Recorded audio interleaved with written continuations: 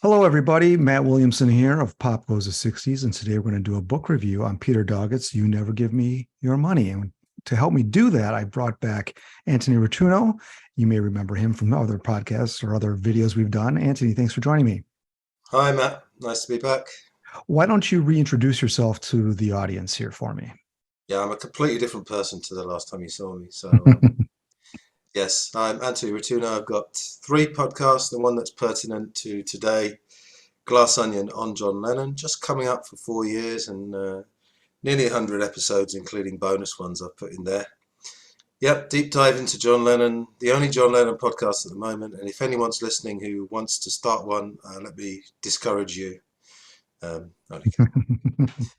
It's No, not as it's easy quite as nice. it, It is yeah. nice having the field to myself. I got to be honest. And then I've got a couple of other podcasts, Life and Life Only, which is more leaning towards psychology and alternative media, and then Film Gold, obviously about films. And you've been on. We did Rear Window, Yes, yes. and currently, well, I've been making notes for a book about John Lennon for about a year, and I've actually got about 1,000 pages, uh, which is a great part of it is transcripts of Glass Onion, all the Mhm. episodes. So I've taken a few of those, and then I've written a load of stuff myself, and I was writing while I was transcribing. So that's what else is going on. Yeah. Mm. Okay. Yep. Well, we're going to talk about one of what I consider one of the definitive books on the history of the Beatles because it's about the Beatles breakup. And I thought this would be a good time to review this book, having just finished a three-part series on the 10 reasons why the Beatles broke up. This book will really help understand the intricacies of the business dealings of the Beatles because it's really there where it gets very difficult to follow. So we're going to touch upon some of those things today and the other things that go along with the breakup of the Beatles. This book by Doggett is very highly recommended for one of the main reasons is because it's told with balance. And he gives equal weight to everybody. And quite frankly, I mean, when there's a breakup or divorce, I mean, typically people's worst sides come out. So nobody looks wonderful in this book. You see some things where they maybe not at the Beatles are not at their best moments. So if people don't like hearing bad things about their heroes, this book may be a struggle for you. But quite frankly, this is all very normal. It sounds very human. And I think that Doggett doesn't ever get away from that by aggrandizing too much. Yeah, he just has this wonderful balance where, I mean, obviously, quite a lot of my focus goes on John Lennon because of the podcast, but and because he was generally my focus anyway. But I'm very, very interested in all the Beatles. But Doggett seems to write about John Lennon in particular fairly, I don't know, harshly or realistically. But then he doesn't go down the Goldman route of just saying this guy's all bad, you know. And Yeah, yes, the way Goldman, or I'm sorry, the way Doggett writes, he has this great flair for sarcasm. And when you're dealing with rock stars, it's fertile ground for sarcasm. So that's part of why this writing is so good and entertaining, because he's poking at these guys a bit, because these guys are just humans. You know, they're not businessmen. The way they approach it was very silly in many instances, and Doggett's not shy about pointing that out. mm, yeah, I mean, what I get from the book, I mean, I read it about 10 years ago the first time. I read it about this time last year. And when you told me that we were going to do this, I haven't read it all, but I've been reading through it. And the other day, as I told you, I went to London for a day trip to see a friend, and I had it on the train, and I was just going, "Oh, this stuff is absolute killer." And I made the schoolboy error of not having a pen and paper with me then. But we've got different covers as well. Can we just show Yeah, you? what have you got? Yeah, this is quite Okay. interesting because you've got this is 1964, John and Paul. Okay, so you've got the British copy. So notice, ladies and gentlemen, the subtitle, The Battle for the Soul of the Beatles, which I think is a great subtitle. Mm, So my version is the American version. You Never Give Me Your Money, um, The Beatles After the Breakup. That's the subtitle on this book. It's got the apple on the cover.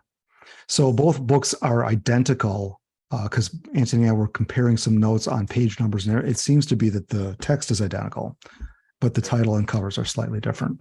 Yeah, I must admit, I do like this title. As you said, The Battle for the Soul of the Beatles. It's interesting, this picture, because you got them kind of mock fighting, John and Paul. Yeah, here we have another yet another book cover that doesn't feature the whole band. I'm going to do it. I might do, there's a video in just the book covers that just have Lennon and McCartney focused on it without Ringo and George. That I find interesting. At least the American one here has no copy or no pictures of them on the cover, just the album. Well, you've just read the whole thing, haven't you? What would you say? What would you say is the proportion of the focus on John and Paul, or is it fairly even between the four? What would you say?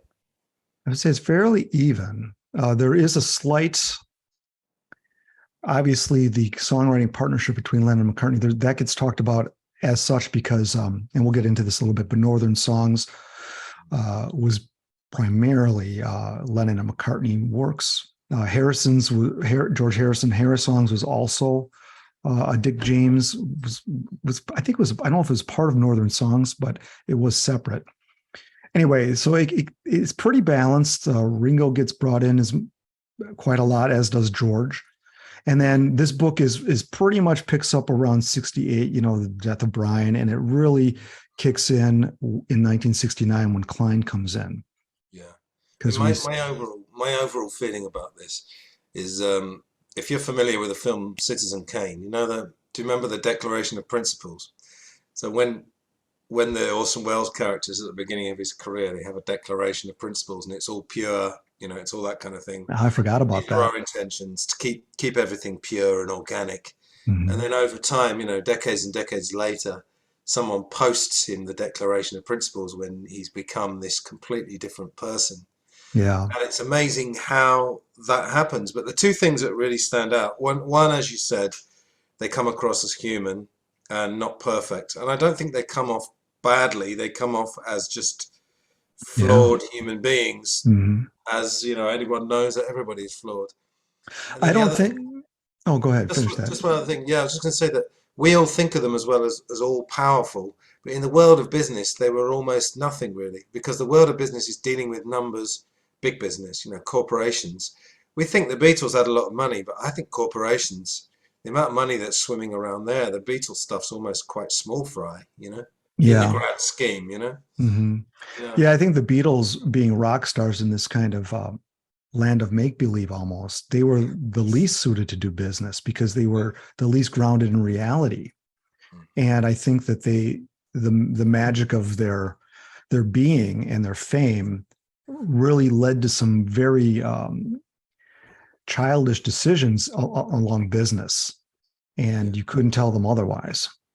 I mean, that's why I find the music business and the film business so fascinating, because it's almost like a built-in oxymoron, business and art, Yes, very much so. They shouldn't go together. And I think a lot of artists, I mean, a lot of them are probably quite uneducated. If you take, I don't know, Elvis, for example, mm-hmm. Not a smart guy, I'm sure in many ways, and probably quite streetwise, but not necessarily an educated guy. And the Beatles had pretty decent education, but I think a lot of artists even pride themselves on not being interested in business, because they feel like they're pure. Like, it seems like almost the worst thing you could have ever been called as a rock star was a businessman, or a good businessman. Yeah.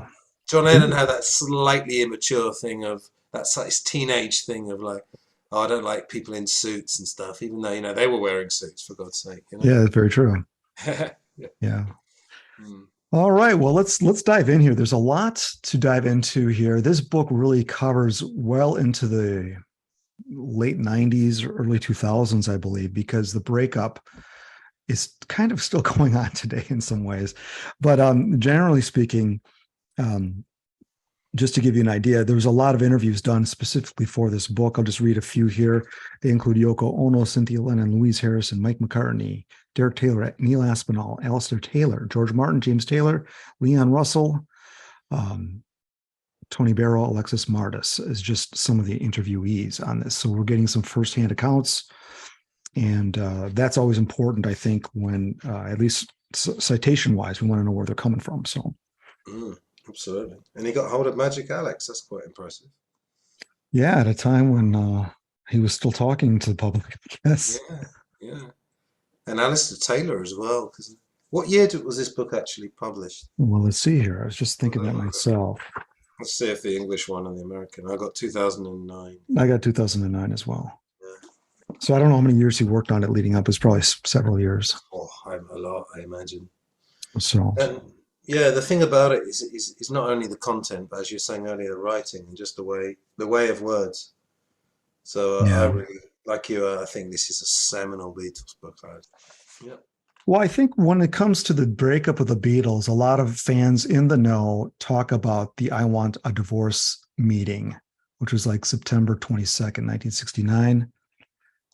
Oh, actually, September 20th, 1969. Yeah. And so that's where fans kind of say, well, John left the band at this point, therefore the band was no more. That's very simplistic and not quite true. Mm. But let's start there. And obviously, by this point, Epstein had been dead for over 2 years. They were kind of flailing in the wind, managing themselves. Mm. And one thing I would point out here with dealing with Brian Epstein, that his company NEMS is really who managed the Beatles. Brian Epstein himself did not manage the Beatles. It was NEMS that held the management for the Beatles. Right. And that's typically how things are done. We're going to see the same thing with Klein as well as we get into him. So who actually ran NEMS then? Does that mean that his parents even? When Epstein died, it fell into essentially his mother and brother owned it, at Oh, that's least their shares of it. So oh, the Beatles did have some ownership in NEMS, but it was a smaller percent. It might have been 10% that they owned.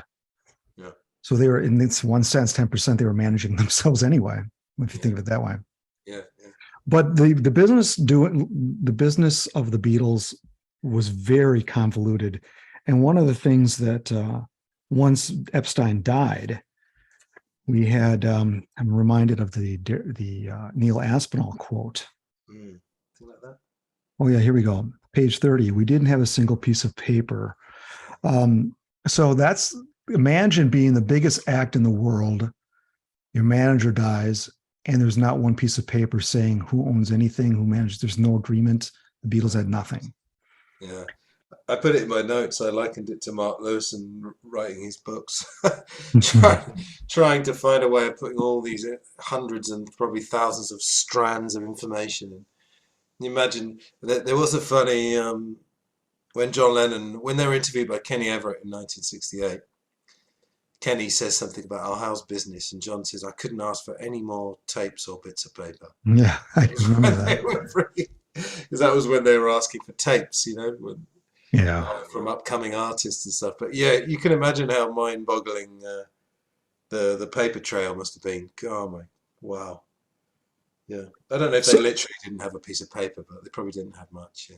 well, didn't have much. So I would have, if they may have been given papers that had fallen away, or it will just depend on Brian to manage all that. So what he's getting paid for. So I don't think they had much. Yeah. Yeah. And I think it may have taken some time since Epstein died in, was it September 67? August. Late August. Mm. And so it probably took months for Aspinall to gather information to see where they stood. Mm. So if going into the holidays, end of 67, they're doing Magical Mystery Tour, then they're already preparing to go to India in like March of 68. Yes. So during that span, I'm thinking Aspinall's trying to gather stuff together to see what they've got. They probably took just months just to get to that point.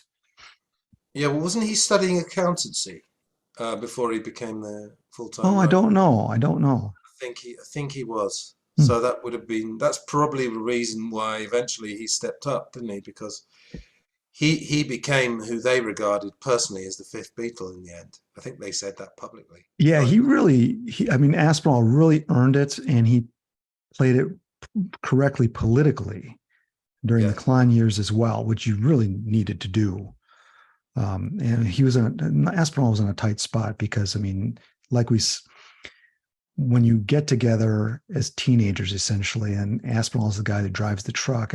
He's always the guy that was driving the truck to them. That's how they treated him. They Yeah. didn't treat him as an equal, in other words.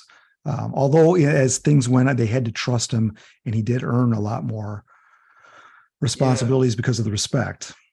I wonder if his status was higher than Mao in the early days, because one of the things I got from Peter Jackson's Get Back, which we obviously talked about on your show last year, The way they treat Mal, I was getting really kind of irritated by George saying, Mal, Mal, like, can you change a I string? Can you ring me up in the Yeah, morning? I think Neil Aspinall was always several rungs above Mal Evans. And Oh, Mal Evans is as lovely as a guy as he seems to be. I mean, he wasn't a leader. He was a gopher. yeah, That's what he was, and they treat him as one. And yeah, they just happened to like him, and he was there for them in many ways, And yeah. but I think Aspinall always garnered more respect. But I think the fact he was studying, like I say, accountancy, I'm pretty sure that's true. That would have obviously, It yeah, certainly would have helped. probably had a bit of business acumen. Yeah, Yeah, he would have the only friend in the history of the Beatles to actually have any kind of training in what he was needed. well, that was one of the things we were going to talk about, wasn't it? The way they gave jobs to their mates. But to me, that could be a bit of naivety, but it might also be this thing of like, if you're as famous as the Beatles, you just cling on to people who knew you before you were famous, and this Liverpool thing. Mm. Yeah, I think they were very suspicious of people entering their circle after they got famous. So if you were in the circle before, I mean, that's a special space. And so that part I agree with, but this is leading us into the formation of Apple. Hmm. And the Beatles, just to use, I'm going to quote Doggett here. Doggett, as I mentioned earlier, has got some wonderful, wonderful style of writing that's Brilliant. beautifully sarcastic. Let me just read this line here with regard to forming Apple, which was really formed as a tax dodge. Apple, as an exercise in tax avoidance, soon became a sketch for utopia. So if you unpack that, I mean, the Beatles were hiring their friends to work here, had no experience, and they didn't care. They just thought they had the money where they could just create this business where people could send in their movies and their songs, and they're going to have a record label and pick out the great stuff and have hit songs with that. And then, well, let's do electronics, let's do a boutique. And it just kept growing. And they just kept filling these empty positions with their friends. Yeah. Can I read this little bit on page 16 that we Yes, please. talked about before? This is just one paragraph. The Beatles had conceived a daring fantasy, the idea that four pop musicians might be able to reshape the capitalist system. Now I know more and more about capitalism. This is the bit that is almost impossible. Anyway, they dreamed of a world in which creativity would flourish without the shackles of commerce, in which art and business could be joined in joyous union, in which society could be transformed not by the bullet or the ballot box, but by the Beatles and the cosmic power of their name. Instead, they built a corporate prison which would sap their vitality and their willingness to survive and prove to be inescapable long after the utopian fantasies have been forgotten. I mean, that is Lennon-esque, Yeah. boiling everything down to one killer paragraph. So well written. And as you mentioned earlier, the rock stars prided themselves at not being businessmen, but the very successful ones in the 70s and 80s became great businessmen, because otherwise, if you didn't, you'd get your money stolen from you. Yeah. So, I mean, it really is a double-edged sword. I mean, the few people in the industry that really succeed and are able to hire good people that are trustworthy, those are the ones that are really the blessed ones, because oftentimes in this industry, it's just a haven for con men and people to steal, because if they hold the purse strings and they write the checks, they can write checks to themselves. It happens all the time. And it happened later on to George Harrison with Handmade Films. Absolutely. So, I mean, I think to marry the arts and business, there is a way to do it. I mean, it's somewhat being done now with the Beatles. I mean, with Apple, I mean, it's a corporation now, not what it used to be. They're not creating anything new. They're just repackaging everything old. Yeah. But it's a very tricky combination. And the Beatles were able to do it. But I mean, that's why the loss of Epstein seems so great. Yeah. Well, if I don't know a ton about Frank Zappa, I love his music, but I think wasn't he one of the first ones who kind of was almost openly a businessman, even though he obviously didn't look. He looked as far from a businessman as you could imagine. But I think, and then obviously Prince got control. Again, I don't know a ton about Prince, but from what I heard, Well, Frank Zappa, I would say, certainly was a businessman and a fine businessman. He learned through many errors as well, like you do. You're not typically born a good business person, and you have to make mistakes to get really good at it. and Zappa was no exception. But Zappa was very much removed from the counterculture in many ways. So he Yeah. wasn't caught up in the trappings of drugs and all that stuff. So it allowed him to approach business, I think, with a different mindset, without a utopian view, just a business view, which, if both sides agree on, that's about as fair as you can get, you know. So that's why one of the big attractions for Frank Zappa is, for me, is his business acumen. Yeah, he's such a strange guy because if you look at him, you wouldn't imagine in a million years that he was basically anti-drugs. I don't know if he did anything, but he certainly didn't. Don't think he did hard drugs. And he would write these amazing parodies of hippies and stuff and the whole Mm-hmm. '60s thing. He's such a strange guy. I know it's not the Yeah, topic. his drug was, If you want to talk about him in the future, I yeah, mean, his drug was nicotine and caffeine. and sex. Yeah, That, yeah, and sex. yeah, I guess that was about it. Yeah. absolutely. Yeah, no, there's a couple of great biographies of him out there. Mm. But yeah, going back to what's saying, yeah, definitely. Yeah, the Beatles got swallowed up by the business world and this whole thing about, trying to reshape the capitalist system. I Hmm. think, capitalism is a system, but it's also, like all these things, are kind of an ideal as well. At the top of the capitalist tree is the idea of is prioritizing money over almost everything else. Maybe look at the way corporations pollute the environment, etc. I won't go on that tangent now, but that's what big Hmm. business is. It's Hmm. utterly cutthroat. And Lennon always had this weird relationship with business because I don't know if you know this, but he actually asked Lord Beeching, who ran the railways in London, to Oh, take care really? of the Beatles. I think it was in Wow. '68 or '69. It's unbelievable. These are, I don't know if he was overweight, but, John Lennon was always like fat guys. And I think he meant fat in the sense of fat cats. I don't think he was actually fat shaming, but Well, I the think he idea of was. I fat mean, cats. he wasn't. I mean, you had Klein. I mean, talk about a fat guy, and sitting on their Yeah. fat arses in the city. That describes Klein to a T. Right, right, yes. But then John Lennon's, I think he even got on quite well with Joseph Lockwood, who ran EMI as well. So, Or did he? obviously we know, we don't even need to tell your viewers and my listeners about John Lennon's contradictions, but it's what's kept the podcast going, probably. Yeah, it's so interesting, isn't it? Such just amazing writing. I love this book. I'll probably read it all again. Well, Doggett doesn't stop there at the reshaping the capitalist system. He goes on to say that the Beatles were packaging peace in a box, and there seemed to be no limits to their hubris and hope.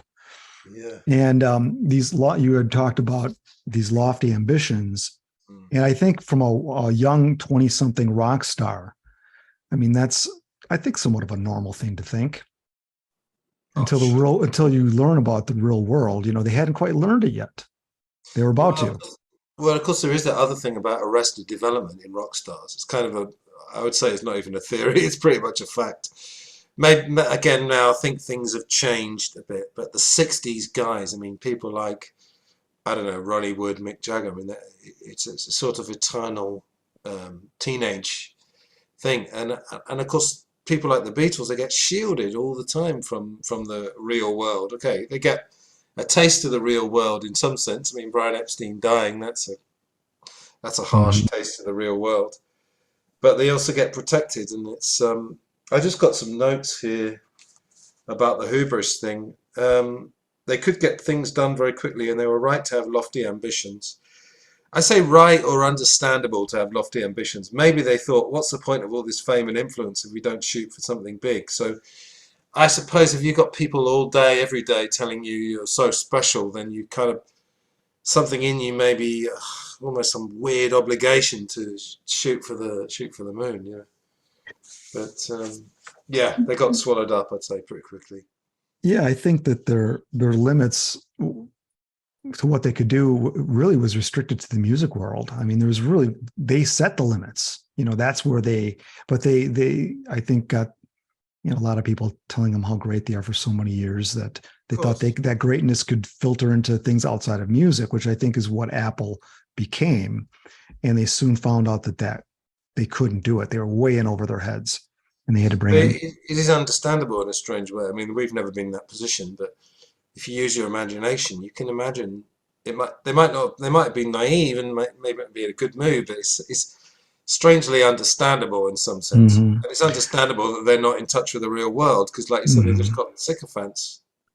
Well, I will point out though at this point that it got so out of hand that they actually had to bring in a manager. So they were completely fine with managing themselves until the business side, they were in so over their heads. There's like, wow, we can't deal with it. We got to bring somebody in who knows can save us. It was not a matter of manage us. It was save us. That's how close they pushed it. So it only took a year for them to almost squander their entire fortune, losing just about everything.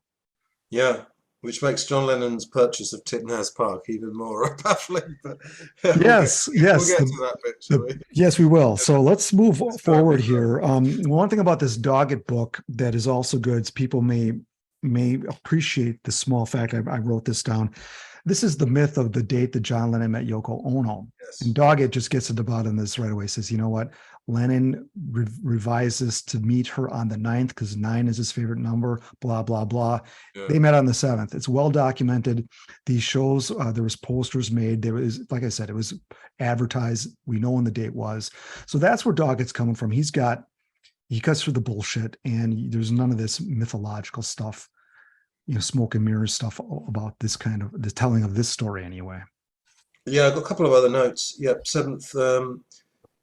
The second time they met, which was a Klaus Oldenburg exhibition. I think this is the one where John had been up for 3 days and was in a bit of a mess. I've got here, Yoko Ono met McCartney that evening and he directed her towards John. So I don't know if it was that exact evening. That would have been late 66.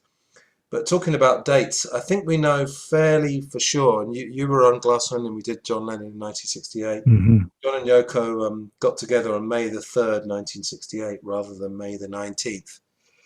Just an aside, just to say that Mm-hmm. these dates are not set in stone, the ones that we've been given. But yes, yeah, Doggett is very thorough. I mean, he doesn't suffer fools gladly, he will pull out the sarcasm, as you said.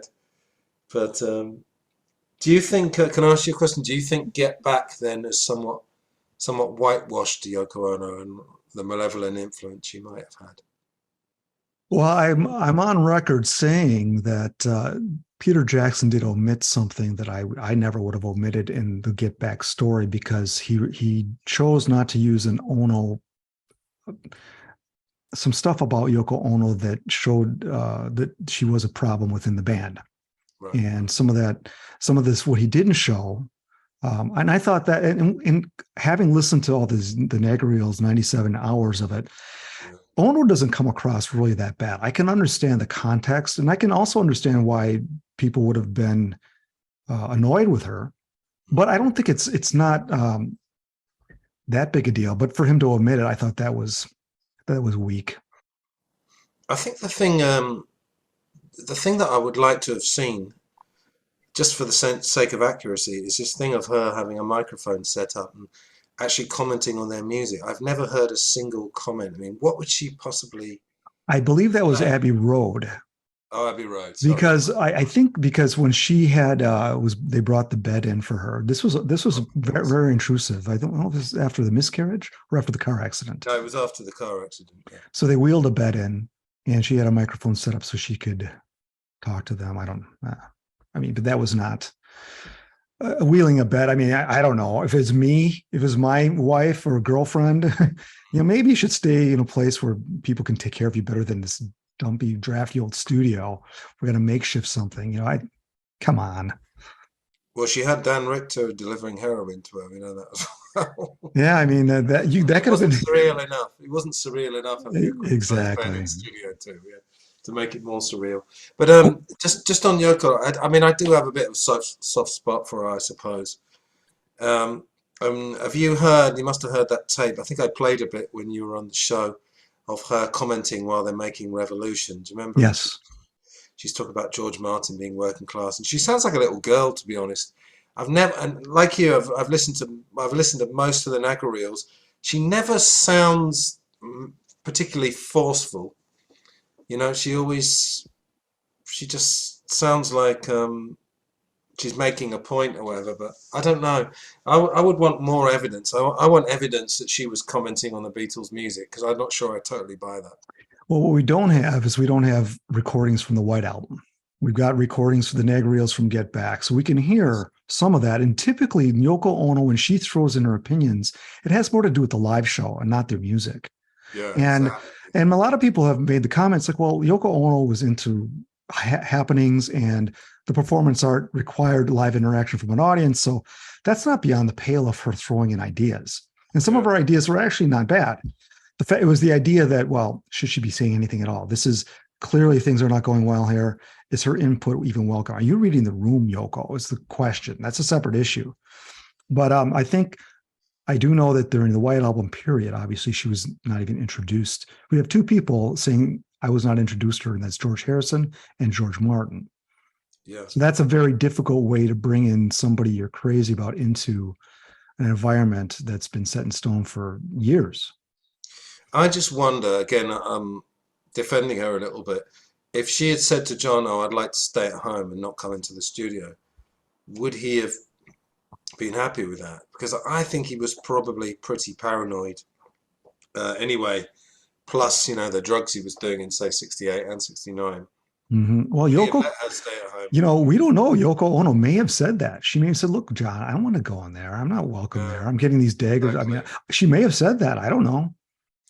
I know, I'm just saying that I think the jury's out, and I don't have enough evidence Mm-hmm. that she's a dragon, except for the fact of what we've almost brought up with as Beatles fans up to a point. I mean, we're about the same age. I mean, the the narrative from the 80s and 90s, probably until about 10, 15 years ago, was that she was a dragon and that was it. But if you remember the first time I was on, I was talking about, I had that lady on the show who was a little girl in the Dakota, and she didn't remember too much, but they just all said nice things about Yoko. And I don't think she probably would have come on my podcast and slagged her off, but they just said, oh, Yoko is never less than kind of gracious. We all have dark sides, of course. And, Yeah, I think it's hard to take the cool. Yoko. It's hard to take the Yoko Ono we know who infiltrated the Beatles camp. That's all we see of her. I mean, there's more to her than that. Yeah. So, but that's just how the Beatles story. I mean, you don't talk too much about how nice a person was outside the Beatles because really that's almost immaterial. Let me just read what Doggett said here because Doggett does address that here. And this is page 46 for those of you who have your readers with you. So he says, for anyone who regarded the continued creativity of the Beatles as more important than one of its members, Ono's incursion into the recording process was a tragedy. At a stroke, it destroyed the delicate, battered, but still viable working relationship that had seen the Beatles through 6 years of unimaginable pressure and success. So I think Doggett here has a very clear vision as to how she did infiltrate and did ruffle some feathers clearly. And I think the key word here is destroyed the delicate but battered working relationship. Delicate but battered. Delicate but battered, you see. And battered meaning that what they had been through. I mean, I think we can't understand, we'll never understand that. But I think that's very well put. Yeah, I think they're probably, as George said, their nervous systems were battered. So it wasn't just the relationship that was battered. Yeah. I mean, they were all, they had that sort of withdrawal period in India, but apart from that, they probably had never really had a withdrawal period. Not necessarily from drugs, but from everything, just a withdrawal from Beatlemania. They'd have a little holiday here and there. Mm-hmm. But, And give you, I want to just finish up that thought by a quote from Ringo, who we don't hear a lot from. This quote from Ringo said, I remember being very freaked out. That's with regard to Yoko being brought into the studio. We were very possessive of each other. So that's another thing that we do see break down, the possessiveness of the four guys. And John kind of broke ranks there a little bit, clearly. Not a little bit, but maybe in a great way. Yeah. I was doing a little bit of research about what the others all said about Yoko and stuff. And yeah, with Ringo, John always credited Ringo and his wife Maureen as being nice to them. He said, even in 1970 when he was slagging off everyone, he credited them. With Paul, I always, I don't know, this is the tabloid part of my brain always thinks, wouldn't it be strange if we found out they did actually have a brief affair, or, just a little 60s dalliance, because that would completely change Get Back for me, Yeah, yeah. And maybe what puzzles me a bit was that it seemed to be George who had the biggest problem with her. And I don't know, we've got all these quotes. I don't, George says about avant-garde, avant-garde a clue, and John said avant-garde was French for bullshit, and that Yeah, kind of thing. yeah. But there was a brilliant bit of selective editing in Get Back. I don't know if you remember this, but obviously we know when George walked out, then they did the Yoko jam Hmm. pretty much straight after. There's another day where she's doing some sort of howling or whatever she was doing, and you see George coming into the building, and she literally stops just as George enters the room. Oh, And I missed that. I think that was yeah. Next time you're watching Get Back, I think it was really a bit of it was a filmic thing. You remember we talked Okay. about last time. Yeah. But No, George seemed to have the biggest problem with her, even though he helped on Revolution 9. I thought that was I love Revolution 9. So yeah. Well, I think George, if you take George's personality and Paul's, Paul was always the kind of diplomat trying to mm, smooth things over. George was not. He was always pretty cranky. So yeah, that it came was. out. And here Paul is trying to smooth things over during the Get Back. He's trying to make excuses for John and Yoko, Yeah, even though he's struggling with it. Harrison, not as much. He was a little more direct about it, which is strange for him because he's so passive aggressive. But when it came to Yoko, at times it must have really bothered him for him to actually say something directly. yeah. Well, there's all that stuff about the blue cushion and the digestive biscuits, isn't it? Oh yeah, Which yeah, also sounds so crazy. But one of Paul's great quotes from, um, I think it must be the Nagra Reels, probably it was in the Get Back film as well. It'll be so comical if 50 years later we're saying, oh, they split up because Yoko sat on an amp. Do you know what I mean? yeah, So we got the amp and the blue cushion and the digestive biscuits. And it's all quite comedic in a funny way, isn't it? yeah, very And much so. John said, how can one woman break up four strong men? But they were strong and weak at the same time. They were streetwise but naive. They were vulnerable but also powerful. That's the eternal fascination, isn't it? Yeah, very true. They were all those things at the same time. Yeah. Yeah, one of the things that came up in court with regard to Yoko Ono and George Harrison was George Harrison's testimony in court in 1971 was that Yoko Ono, he said that another reason for him walking out of Get Back was that he could not get on with Yoko Ono. Yeah. So that said under oath in court, that holds some extra weight. So clearly she was an issue in the studio. Yeah. Yeah. Yeah. I mean, like I say, he seems to have been the one, wasn't it? And it's strange because John and George seemed to bond in some way over spirituality, let's say. Although it was a different thing. George obviously went with the Hindu uh, style of it, let's say, and John was a bit more open. But then with avant-garde music, I don't know. Harrison made the electronic music, didn't he, for Zapple? Hmm. Hmm. He was into way out stuff, but for some reason, John and Yoko stuff seemed to rub him up the wrong way, or maybe, as you said, it rubbed Paul up the wrong way, but he was more diplomatic. Yeah, I Yeah. don't know. I think I don't know. George and John had a little bit of a special bond, but Mm. he couldn't overcome the John's new relationship. Yeah. I think it was just all encompassing, wasn't it? That was the thing. I think if there's one thing, and I wouldn't want to nail down one thing, but if I was going to, it would be, I think John insisting that she was there. I honestly think that was it. Yeah, More I than do her. too. I don't think she insisted. I think if John had said, "Oh, do you mind staying home today, love, while I go to the studio?" I can't imagine going, "No, John, bring me with you." I mean, who the hell knows? Maybe Yeah, she did. I don't know. I think that was more Lennon's move, and I think I don't know. I don't know why she felt the need to do it every day, but that's just how Uh, for that time period, that was how their life was. And it didn't last forever. That whole John and Yoko character went away. yeah. Well, let me say, Yoko, if you're watching, there's still time. Come on, Glass Onion. I'll let you say anything you want. And obviously, I've got no power with her very powerful lawyers. I won't be dictating to her. But no, I just think the jury's out. One thing I did want to mention, I don't know if you've ever come across a documentary called The Real John Lennon. Quite a lofty title. It's a pretty good. Again, it finds the Coleman to Goldman middle ground, you know. Mm-hmm. But there's two quotes. One is from Bill Harry, who you know is from the Liverpool days, and then the other one is from one of John Lennon's cousins. And they said that when they first met Yoko, this would be 68, they were introduced, but they said when Yoko was there, John, the old John, you know, there's all this thing between the old John, the Liverpool John, the Mm-hmm. English John, and then the new John, the Yoko's John. And they would say, like, when she was there, he would slip away. You know, they have the old John Mm. back and they slip away. And Pete Shotton says that somewhere in the book. Um, and it does seem that, not to go too far forward, but later on in the Mm-hmm. 70s, it did seem, I would guess that she was actively discouraging his old mates from calling the Dakota. Which is not unusual for wives to do.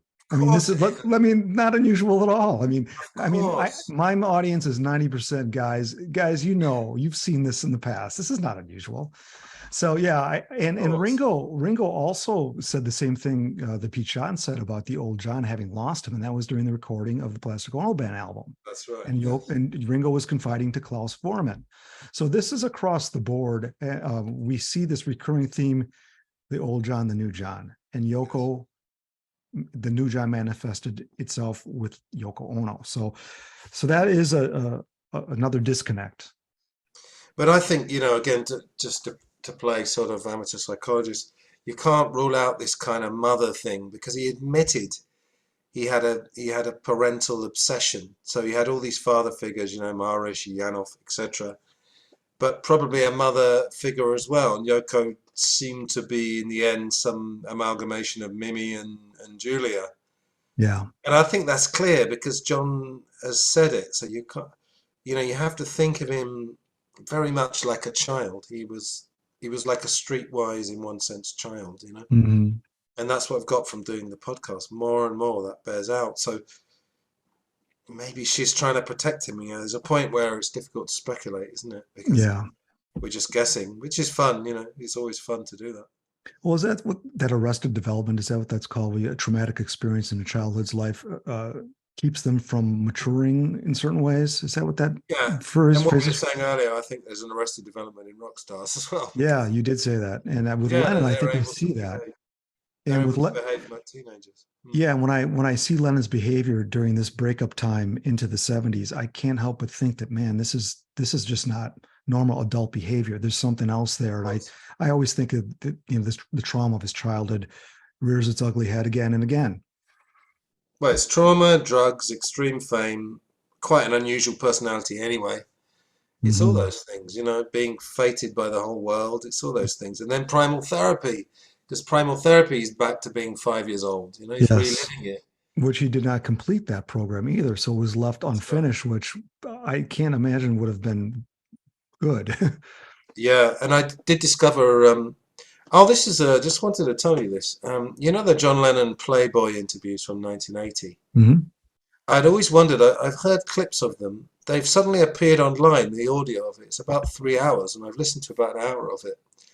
And he actually says of Yanov, I don't know if you know this, but Yanov, the red flag for John, because John said, I'm pretty naive, but eventually the message gets through.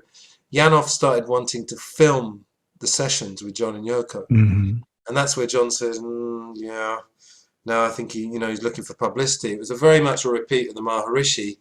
But on these Playboy ones, John Lennon said, and then I realized they were human, I didn't hate them anymore. Yeah.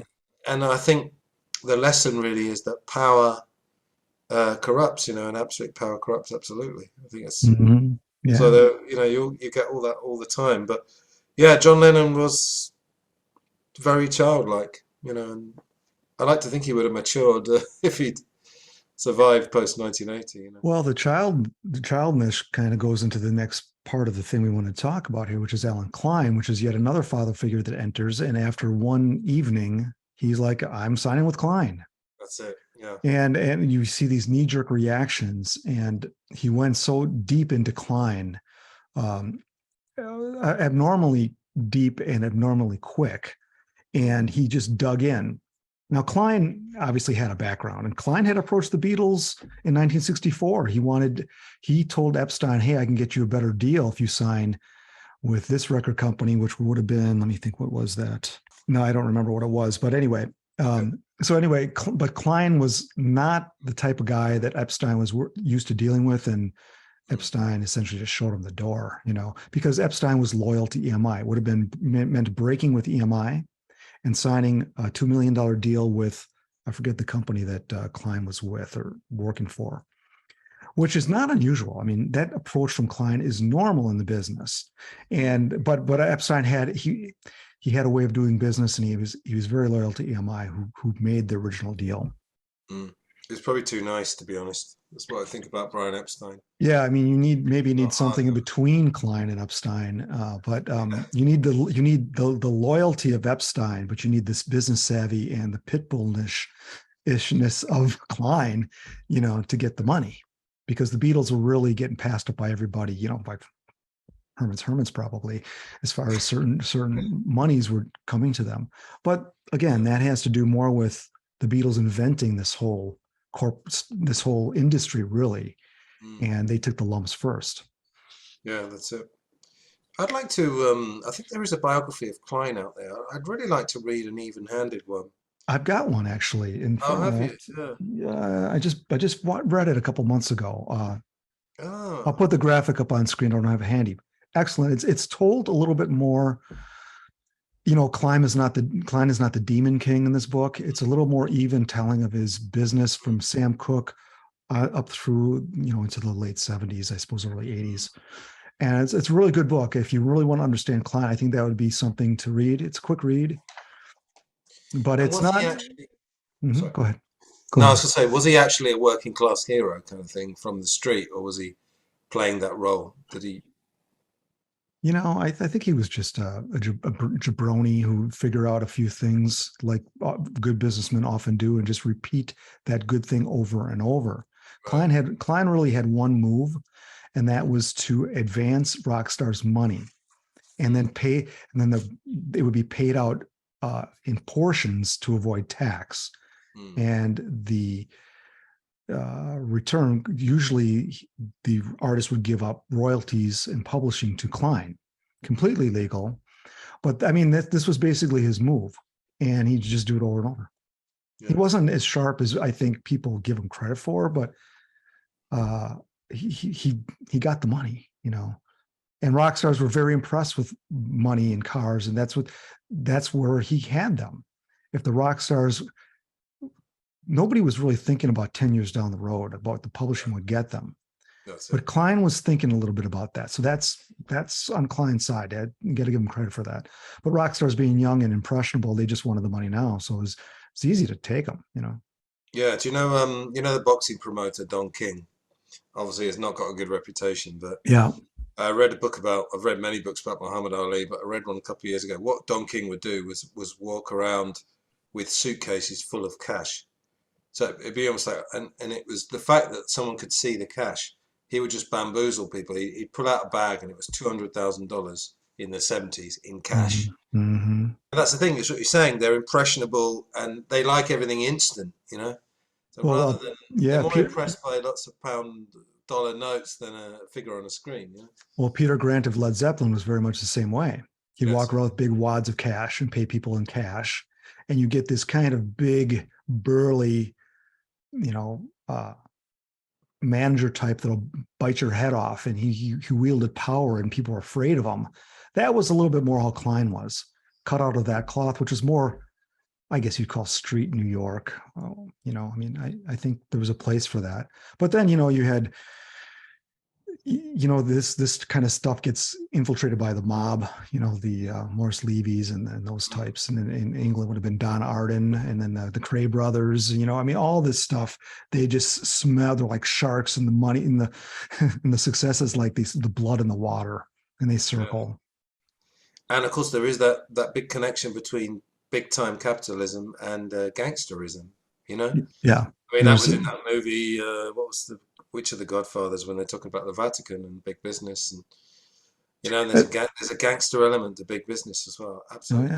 Yeah. You got to do business with them. I mean, it's part of business. It's for the devil. Yeah.